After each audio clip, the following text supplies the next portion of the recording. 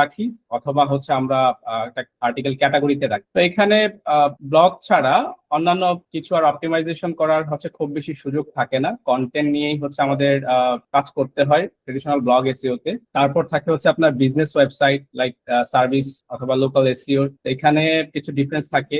এই বাদবাকি জিনিসগুলোর থেকে ই কমার্স এসইওটার মেইন কারণ, ডিফারেন্স হওয়ার কারণ, মেইন কারণ হচ্ছে ওয়েবসাইটের স্ট্রাকচারটা। কারণ এখানে আপনার হোম পেজ থাকে, ক্যাটাগরি লেভেল থাকে, লেভেল 1, লেভেল 2 বা লেভেল 3। এখানে আমরা যদি একটা ই কমার্সে আমরা প্র্যাকটিক্যালি যাব পরে, জাস্ট আমি কিছু বারবালি হিন্ট শেয়ার করছি।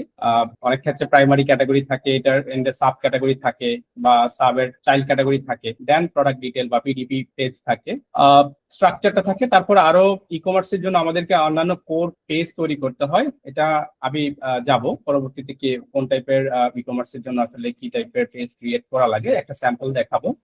তারপরে